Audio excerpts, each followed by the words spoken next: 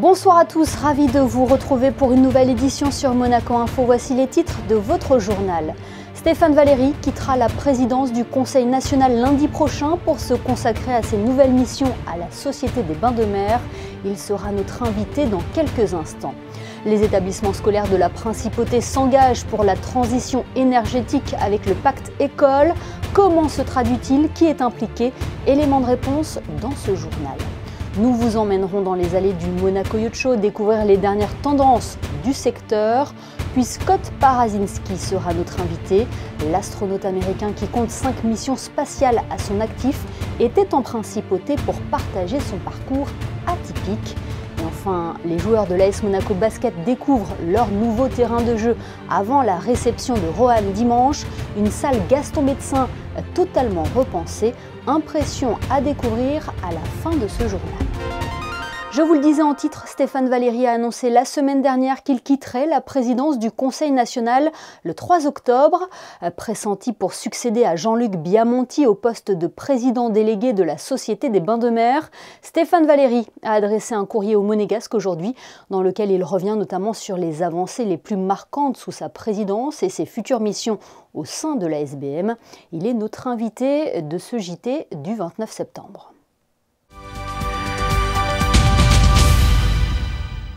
Bonsoir Stéphane Valéry. Bonsoir Madame Rousseau. C'est la dernière fois que vous allez vous exprimer sur notre antenne en tant que président du Conseil national, car vous l'avez annoncé via un communiqué de presse. Vous allez quitter vos fonctions lundi prochain, le lundi 3 octobre. Une petite réaction tout d'abord suite à cette annonce. Oui, effectivement, j'ai été coopté par l'ensemble du conseil d'administration de la SBM pour devenir administrateur de cette grande société. Bientôt, je serai proposé au conseil d'administration pour succéder à Jean-Luc Biamonti, l'actuel président, donc d'ici la fin justement de l'actuel exercice au 31 mars 2023. Donc bien évidemment, pour me consacrer pleinement à cette nouvelle mission, j'ai décidé de démissionner de ma fonction de président du Conseil national et d'élu, donc à compter du 3 octobre, puisque à partir de cette date, je vais directement y travailler dans cette belle société et j'aurai donc mon bureau dès lundi prochain. Vous l'avez dit, vous quittez vos fonctions avec le sentiment du devoir accompli. Quel regard portez-vous sur à peu près les 5 dernières années à la tête du Conseil national? Je crois qu'on peut dire que nous avons tenu l'essentiel de nos engagements. Nous avons remis le Conseil national à sa juste place au sein des institutions. C'est une assemblée très importante pour la monarchie constitutionnelle. Elle traduit les attentes, les aspirations, les besoins des Monégasques et des résidents. Elle est là pour qu'ils soient encore mieux entendus et pris en compte dans la politique du gouvernement. Donc je crois pouvoir dire effectivement que je peux partir sereinement. Quels sont les dossiers qui vous auront le plus mobilisé, le plus marqué durant votre présidence ? Il y a beaucoup de dossiers, mais c'est vrai que l'élément essentiel, effectivement, c'est que ce Conseil national est de nouveau un partenaire indépendant et respecté par le gouvernement. Ce que je retiendrai d'abord, bien sûr, c'est la politique du logement. Ma très grande satisfaction, c'est que d'ici la fin de l'année prochaine, avec les 600 appartements qui vont être livrés, domaniaux pour les Monégasques, tous les Monégasques seront bien logés dans leur pays, quand leur situation le justifie. C'est la fin de la pénurie, c'est une très belle avancée. On pourrait parler aussi du contrat habitation-capitalisation, vous savez, qui permet aux Monégasques de ne plus être seulement locataires, mais en quelque sorte de ne plus payer de loyer, d'avoir une propriété aménagée pour eux dans les domaines. Eh bien, nous l'avons encore renforcé, nous l'avons rendu plus accessible. Je pense aussi aux enfants du pays. Alors c'est plus difficile pour eux, on ne voit peut-être pas encore les résultats, mais dès l'année prochaine, avec les livraisons massives pour les Monégasques, de très nombreux appartements du secteur protégé seront libérés pour les enfants du pays. Ils vont vraiment pouvoir y accéder massivement l'année prochaine. Mais c'est vrai que le logement aura été la priorité nationale absolue. Je voudrais dire un mot aussi de l'évolution des lois sociétales. Je crois qu'il faut que Monaco sache adapter ses lois à l'évolution des mentalités, et nous l'avons fait. Dans ce mandat, je rappellerai principalement la dépénalisation de l'IVG pour les femmes et puis bien sûr la création de ce contrat de vie commune qui permet de reconnaître à Monaco l'union libre, que ce soit entre personnes de sexe différent ou de même sexe. Et je crois effectivement que le bilan législatif parle de lui-même. Vous avez également toujours parlé d'unité nationale, elle perdure. Et puis une question que tout le monde se pose, qu'est-ce qui va se passer maintenant ? L'union nationale, au fond, c'est quoi ? C'est quand tout le monde fait passer l'intérêt général avant les querelles de personnes, avant parfois des divergences justifiées d'idées. Je crois qu'on a su apprendre à tous travailler ensemble et cet état d'esprit, il perdure aujourd'hui. Nous travaillons toujours dans l'union de toutes les sensibilités politiques au Conseil. Je souhaite de tout cœur que cette unité perdure et ce qui va arriver, c'est d'une logique absolue. Il y a une vice-présidente du Conseil national, Brigitte Boccon-Pagès, qui a été élue avec moi en 2003, qui a été élue avec moi en 2008, qui bien sûr a été élue aussi en 2018 dans notre équipe, qui depuis est vice-présidente du Conseil national. Et donc je peux vous annoncer, je le souhaite, mais je le sais, qu'elle est soutenue par l'ensemble des conseillères nationales et des conseillers nationaux et qu'elle sera très bientôt, et c'est une très belle image pour notre pays, la première femme présidente du Conseil national. C'est fini la politique, Stéphane Valéry ? Ben, vous savez, qu'est-ce que c'est la politique ? Si la politique, c'est servir l'État, alors on peut le faire de manière différente. On peut le faire, bien sûr, en étant élu à la présidence du Conseil national par les Monégasques et leurs représentants, mais on peut le faire aussi au sein du gouvernement. Mais moi, je pense que c'est encore servir l'État que d'être bientôt président délégué de la Société des Bains de Mer. C'est la première société du pays, c'est le premier employeur du pays. Elle joue un rôle essentiel, elle est très chère au cœur des Monégasques et des résidents, elle est très importante pour le rayonnement international de la principauté. Faut-il rappeler aussi que l'État en est l'actionnaire principal. Donc je continuerai autrement à servir mon pays et à servir l'État dans cette nouvelle fonction. Et justement, quelles seront vos missions à la Société des Bains de Mer ? Le conseil d'administration m'a donné des missions spécifiques.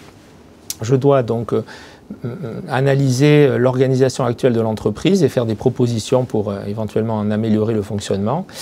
J'ai une mission aussi pour développer et renforcer encore son modèle social et environnemental, et une mission très intéressante et passionnante de réflexion sur d'éventuelles acquisitions à l'international, d'éventuels partenariats commerciaux à l'étranger, pour assurer dans le futur le développement international de la SBM.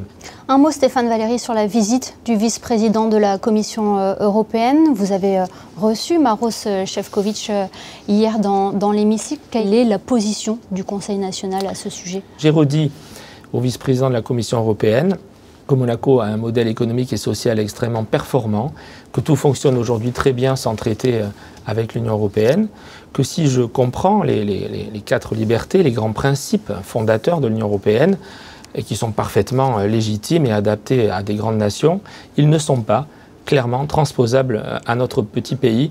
Notre pays est un pays à nul autre pareil, et donc si nous ne maintenons pas une priorité nationale en matière de logement domaniaux pour les Monégasques, en matière d'emploi, en matière aussi de contrôle de l'installation des étrangers sur notre sol et des créations de sociétés sur notre sol, alors bien c'est l'identité de ce pays qui serait remise en cause. Donc voilà, moi j'aimerais être optimiste, mais je dois dire que nous avons défendu avec fermeté nos positions, que nous sommes assez sceptiques sur la possibilité d'arriver à concilier ces libertés fondamentales pour l'Europe avec la sauvegarde des Monégasques et de notre identité sur notre territoire. Je crois que cette position que nous avons exprimée avec fermeté est un atout pour les négociateurs monégasques, puisque la Commission sait que de toute manière, il faudra que les Monégasques et leurs élus acceptent de ratifier ce traité. Donc j'espère que cela va aider encore les négociateurs monégasques à obtenir plus de concessions.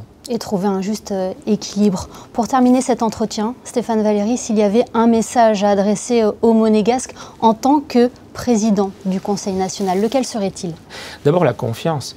Notre pays a un modèle, je le disais, économique et social extrêmement performant. Nous sommes très attractifs. Nous avons des budgets excédentaires, des finances publiques extrêmement saines, des réserves même dans notre fonds de réserve constitutionnel. Voilà, on offre une qualité de vie, on offre une sécurité, on offre tellement d'avantages que de très grand nombre d'étrangers, notamment d'Européens, veulent s'installer et créer des entreprises et investir à Monaco. Donc vraiment une grande confiance et peut-être un souhait, une volonté aussi d'unité. Quand on travaille tous ensemble, les Monégasques, unis derrière notre prince souverain, alors on n'a vraiment pas d'inquiétude à avoir pour l'avenir de nos enfants et c'est évidemment mon état d'esprit. Merci infiniment Stéphane Valéry d'être venu ici dans les studios de Monaco Info. Merci à vous Madame Rousseau. Le reste de l'actualité en images, l'ambassadrice des États-Unis à Monaco a remis ses lettres de créance ce midi au prince Albert II. Denise Campbell-Bauer, également ambassadrice en France, s'est ensuite entretenue avec le prince souverain. Elle a également pu échanger avec la princesse Charlène, présente lors de cette rencontre. L'ambassadrice a ensuite été reçue à la résidence du ministre d'État où elle a pu rencontrer les membres du gouvernement princier. Vous le savez, Monaco a pour objectif de réduire ses émissions de gaz à effet de serre de 50% en 2030 et d'atteindre la neutralité carbone en 2050.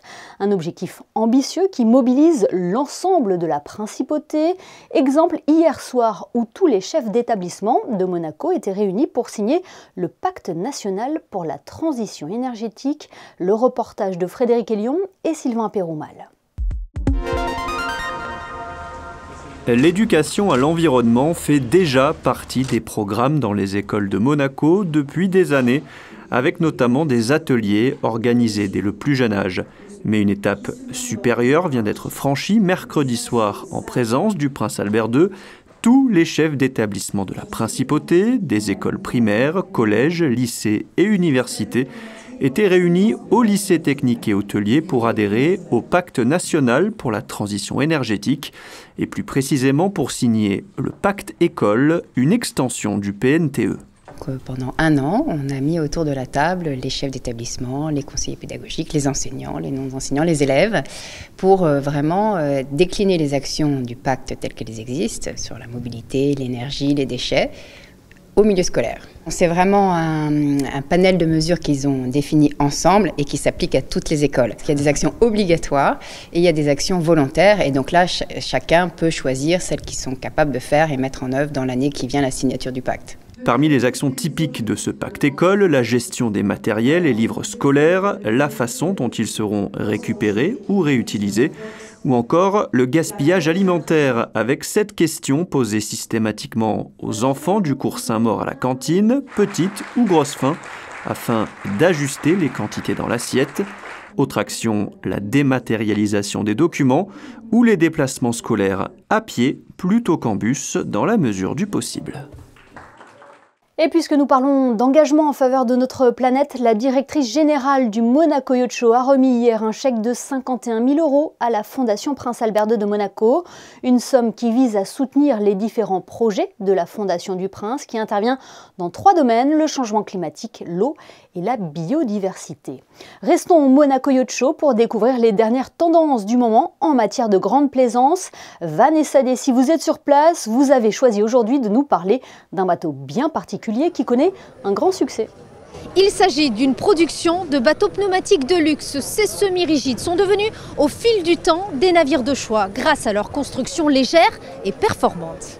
Né en 1989 en Italie, ce petit constructeur de semi-rigides commence à comprendre l'importance d'apporter une nouvelle stratégie commerciale à sa marque. Visionnaire, il flaire rapidement les nouvelles tendances du secteur. Le bon moment pour la marque, c'était quand l'usine s'était rachetée par le groupe industriel Laserline en 2004.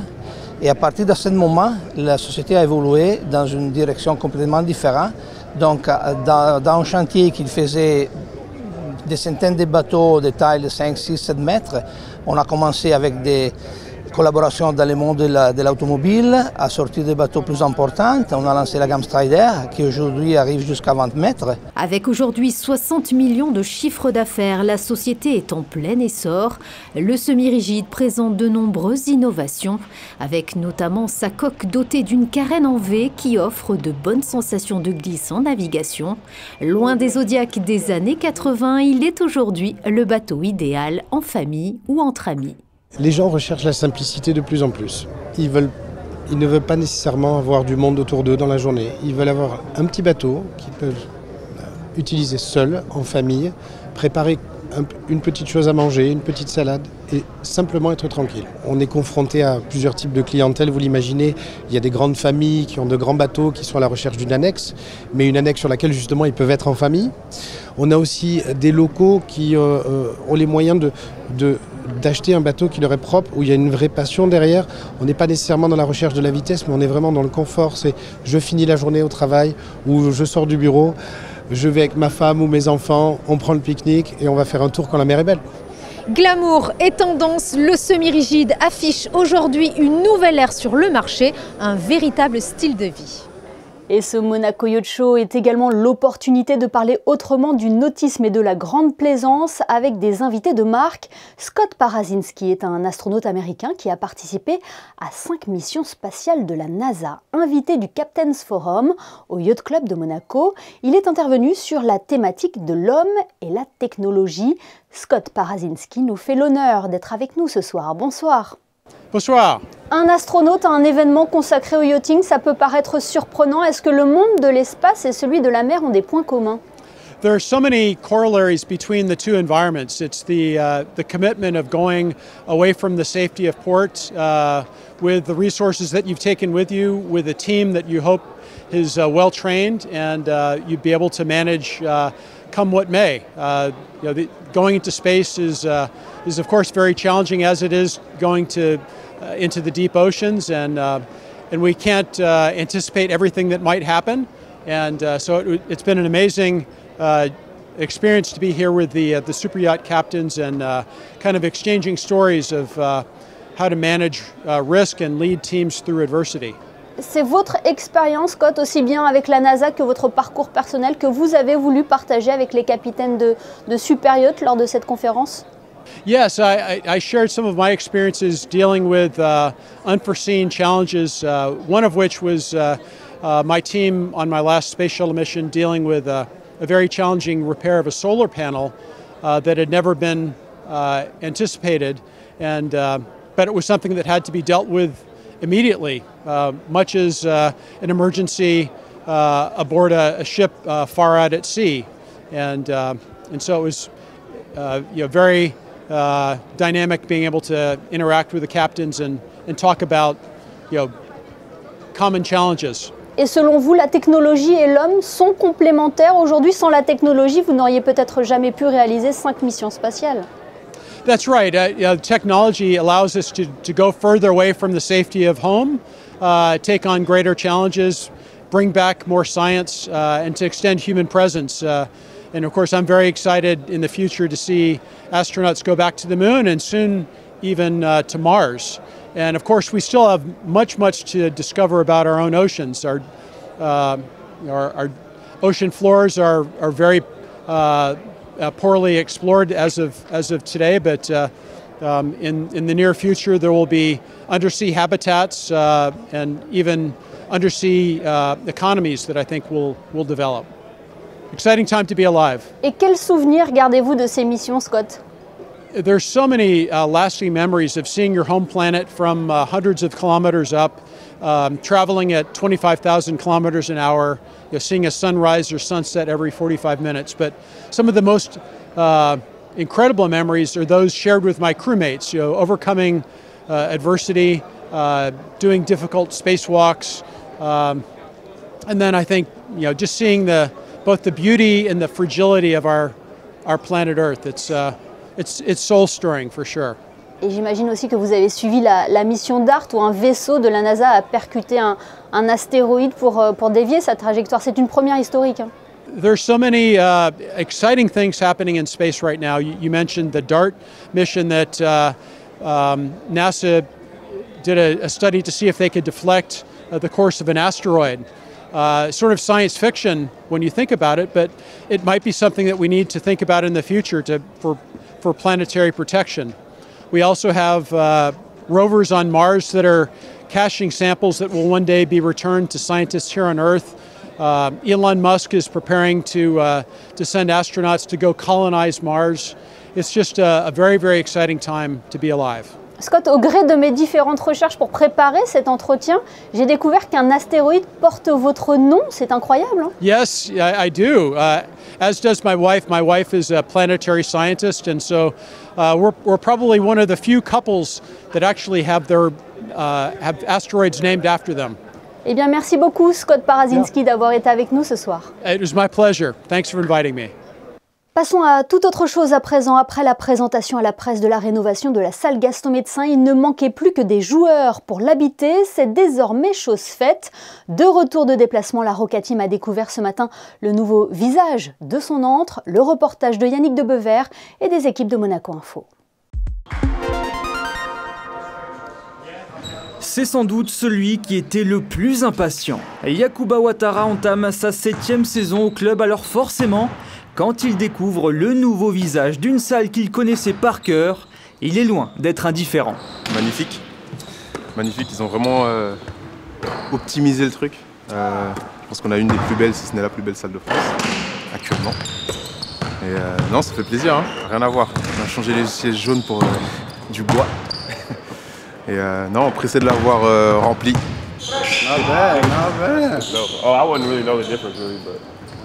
Pendant que les anciens font la visite aux nouveaux, le reste de l'effectif arrive au compte-gouttes pour leur premier entraînement à domicile. Et à chaque fois, c'est la même réaction. I think it's amazing. Brighter, nicer, of course. You know, I think this was very needed for this arena, the refreshments, and I think for fans and for us, it's going to be more enjoyable during the game. So. Il ne manque plus que des Roca fans dans cette arena. Ils pourront investir leur nouveau gradin ce dimanche pour la réception de Roanne en championnat de France. Désormais, chez elle, la Roca Team n'a qu'une hâte, retrouver ses supporters. That's a dream come true, you know, just to come here and play in our arena because it feels like we've been away for so long. I don't even know like what the atmosphere. I can't remember what it's like. So for sure, I'm ready to get into it and meet everyone and see everyone and hopefully win in front of everyone. Avec 2 victoires sur leurs 2 premières rencontres, les Roca Boys ont parfaitement entamé la Betclic Elite. Face aux Roannais, ils chercheront à faire la passe de 3 pour être en pleine confiance avant d'entamer l'Euroleague le 7 octobre à Bologna. Et une victoire sur son parquet sera une belle façon d'inaugurer la nouvelle salle Gaston Médecin. Intéressons-nous à présent à cette soirée qui s'est déroulée hier à l'hôtel L'Ermitage. Une soirée mettant en valeur les liens étroits qui unissent la principauté et la Chine. Plus de détails dans ce reportage de Sarah Monnier.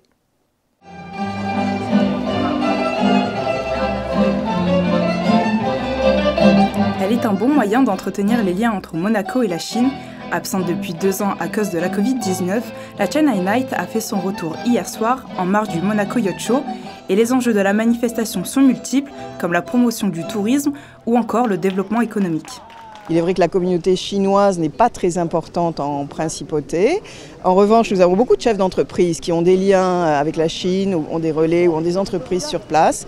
Donc c'est effectivement dans les 2 sens. Je tiens particulièrement à souhaiter la bienvenue à son Excellence, M. Lu Shai, ambassadeur de Chine à Monaco.